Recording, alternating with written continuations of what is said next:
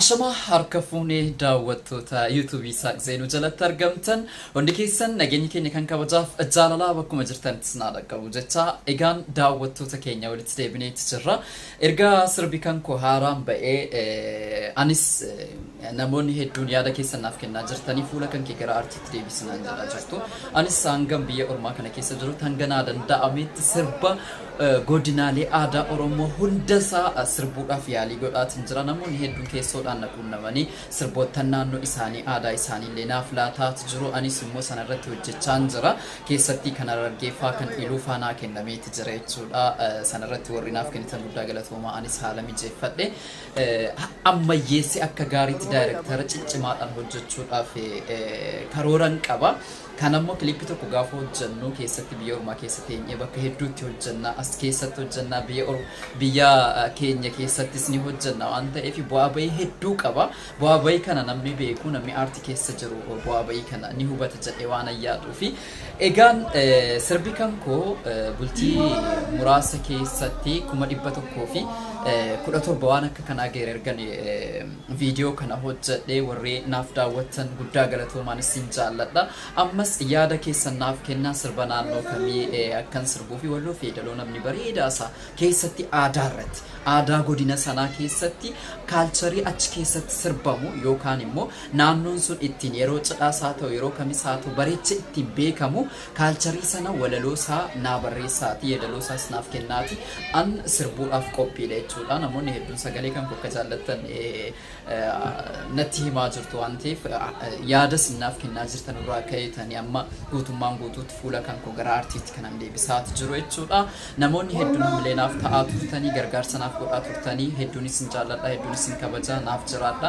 Anis hamman dandeetti aartii uummata Oromoo kana guddisuudhaaf bareechinaan tattaafadha. Keessatti immoo godinoota Oromiyaa keessaa akka naannoo Jimmaatti aadaan Jimmaa hedduu jira jechuudha. Achi keessatti sirboottan oltumeef gattumee malee sirboottan gara naannoo sagalee jira. Naannoo salgan kana keessa yeroo cidhaas waan sirbamu yeroo adda addaas yeroo gammachuus yeroo gaddaas sirbi sirbamu yeroo daboo yookaan immoo qonnaa yeroo bunni funaanamu sirbi sirbamu hedduu isaa jira waan ta'eef kana keessatti amma shanan gibee Jimmaa Gummaa Guumaa Geeraa limmuu innaariyaatu jira jechuudha. Shanan kana keessatti sirboonni karaa jiru jechuudha. Riitimiin isaallee wal haa fakkaatu malee bakki tokko laafaa tokko jabaa tokko ni sardama hedduu jira waan ta'eef kanas walitti qabee hojjechuudhaaf karooran qaba waan ta'eef namoonni gama kanaan aadaa achi keessa jirus immoo bareechinaan na caalaa gadi fageenya warri beektanu keessoodhaan na quunnamtanii waan kana akkanaan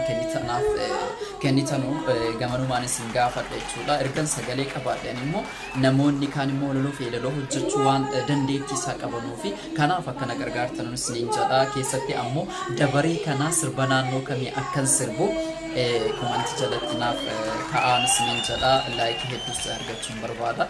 Sabskaabiin kakkoos immoo 62 ga'eeti jira waan ta'eef guddaa galatoomaa 100 geessistanii akkan immoo awwaarde yookaan immoo badhaasa fudhadhu beekamtii YouTube irraa argadhus abdii guddaan qaba.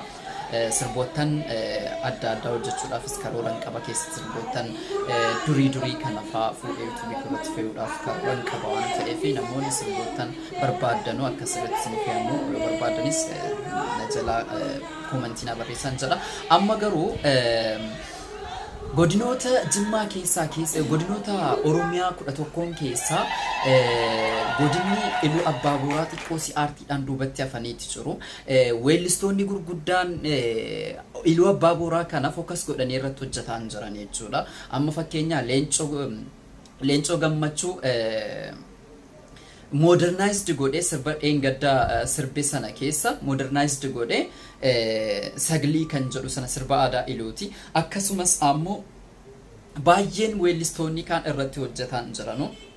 Amma sirbi bareedaan isaa tokko Addisuu Kabbadee kan inni guyyaa har'aa Vision Entertainment irratti gadhiifame sirba aadaa Iluuti. Aadaa Iluu achi keessa kan jiru sanadha jechuudha. Hawaasa keessa kan jiru walaloosaa fi yeedaloosaa walitti funaanee kiliippii akka ajaa'ibaatti hojjetame direct kan godhe baay'isawee Leencoo Fiqiruu dubbi keenya irratti Leencoo Fiqiruu tattaaffii inni aartii Oromoo guddisuudhaaf godhaa jiru waan addaati miti waan laayyoo miti jechuudha.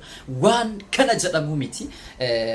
Warroonni abashaalee jechuudha akka isaatti hojjechuudhaaf tattaafataa jiru malee akka isaatti warri hojjetan hanga yoonaatti hin jiru jechuudha. Dhugaa dubbachuu dhugaa walitti yaa'imni waan keenya ta'e qofa osoo hin taane ija aartiitiin gaafa laallee jennu Leencoo Fiqiruus aartii afaan Oromoo daayireekti gochuu keessatti guddina aartii afaan Oromoo dagaagsuu keessatti baay'ee hojii olaanaa hojjetaati jira. Nama jajjabeeffamuu qabudha. Ani sirboottan hojjedhu siichetti sirboottan babbareedaa hojjedhu xiqqoosi stuudiyoo Oromoodha xiqqoosi kan akka nu aartii irraa fagaannu kan godhaa jiran akka barbaannetti nuuf hin hojjetan jechuudha. Dhugaa dubbachuuf taanaan nuti farankaarraa argachuudhaaf miti hawaasni kan keenya ittiin bashannanee aadaa kan keenya ittiin guddisuudhaaf hojjenna malee achirratti YouTube irraa wanti nu argannu jira. Amma fakkeenya viidiyoon an engaddatti baasee gara qarshii 150 ol ta'a. Kanan itti baase jechuudha kan biyya keenya. Garuu YouTubein kan koo 100 daawwatame achirratti kan naalakkaa'e birrii 100 jechuudha. Doolaar 100 jechuudha. Baasiin baasee fi galiin argadhe waliin fakkaatu. Nuti aartiidhuma afaan Oromoo amma dandeenyuun guddisnaadhaaf malee achi keessatti wanti waa argannee fi miti kana akkana hubattanu gamanaan isin beeksisa jechuudha. Mee sirbii addisuu maal fakkaata kan jedhu waliin react goona. Sirba ajaa'ibaati. Na hordofaa.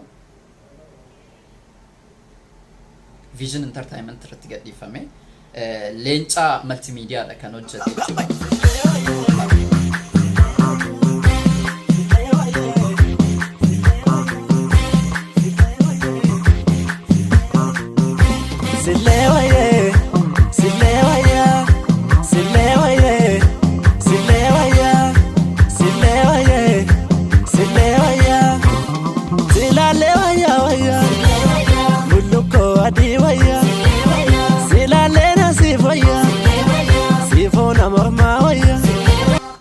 Locationin achi keessatti filate Leencoon jechuudha. Hawaasni achi keessatti aadaa isaa oriijinaala isaa akka inni itti sirbu godhee yeroo uummanni kun wal gargaaree mana citaa itti ijaaru yeroo uffannaan aadaa suphamu yookaan hojjetamu akka inni itti hojjete bakka aadaa kaalcharii qulqulluu sanadha kan inni lafa kaa'e jechuudha. Dhugaa dubbachuuf taanaan waan jedhee akka dinqisiifadhu hin qabu Leencoo. Nammo magalu jira Natu sitta fujira Simbita looti gurra amma bakki mucaan kun ta'aa jirtu biqilaa keessatti akka godina Jimmaatii fi akka Iluu Abbaa Booriitti wal aadaan Iluu Abbaa Booraaf Jimmaa baay'ee garaagarummaa qabu keessatti aadaan nyaataasaa aadaan uffannaasaa baay'ee garaagarummaa hin qabu. Asirratti kan isin argitan biqiltuu bunaati. Bakka biqiltuun bunaa itti biqilfamtee kaatee sana booda asii buqqifamtee bosona geeffamtee dhaabamtee dhaabamtuudha jechuudha. Kun kaalcharii achi keessa jiru qonnaan bultoonni godina Iluu Abbaa Booraa maaliin akka bulanu kan agarsiisudha as keessatti jechuudha. Oh my god. Montum komoti durba ida doloti gurra chaltu komoti durba kuchi wadesa gubba yabe murina jade yabe murunda dabe argitani muka citaa dubbi keenya irratti yeroo baay'ee mammaaksa Oromoo keessatti namni mana tokko ijaaru citaa waliin saamuu kan jiru mana tokko ijaaraa jiru mana tokko kana gaafa ijaaran wal ta'anii kan citaa hidhanii olitti darbatu kan ammoo utubaa manarra ta'anii citaa kana akka inni dhimmisnetti ijaaraa jiru suphaa jiru jechuudha. Mammaaksi Oromoo kanumarraa ka'eeti warri mana tokko ijaaru citaa waliin saamu. Argitanii mana tokko waliin ijaaraa jiru kun hiika guddaa qaba jechuudha. Tokkummaa uummata Oromoolee kan agarsiisudha.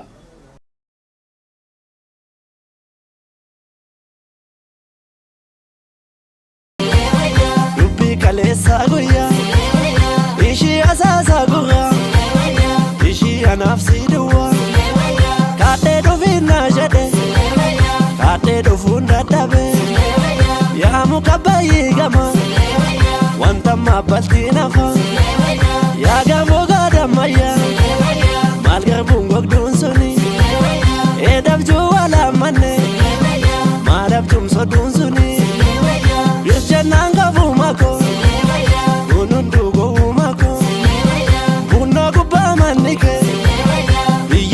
Sawaka nago kube yanike ke kunna magata nabo chite ashake orten ke mati gudda betale shure gota shango Sigifti moti durba Sabuntu narfan bunno Gaban dabartu Gaban gasa dabarte Gabbate nagartu Afan sanka gabatte Bontu kona nagartu Afan sanka gabatte Chaltu kona nagartu Afan sanka gabatte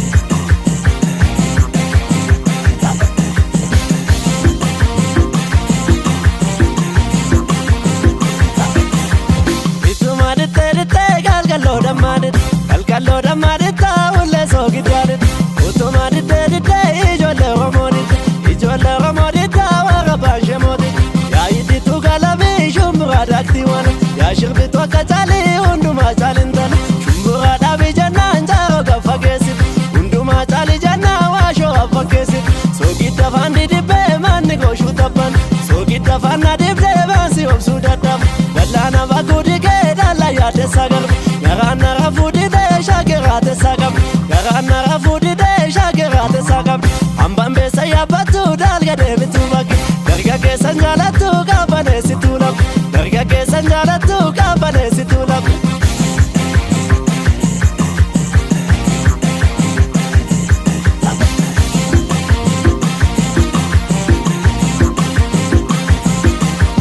Yuni jari on kabe digi nanjen Yun siyade on nabe figi nanjen Tamarana jata basta utim Natim boni jalako natim fidi mejib Natim boni antala natim fidi mejib Kamadi badda bale buna karagidam Kubanke natti chale yom nuftanatti dam Kubanke natti chale yom nuftanatti dam Kubanke natti chale yom nuftanatti dam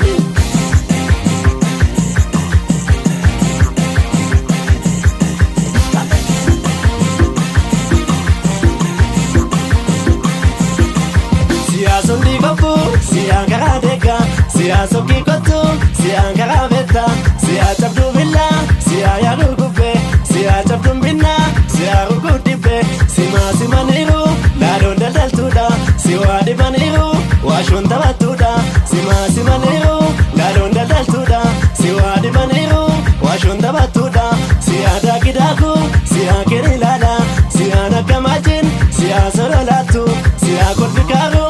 Siya kenilada, siya nakawarkin, siya dangalatu, siya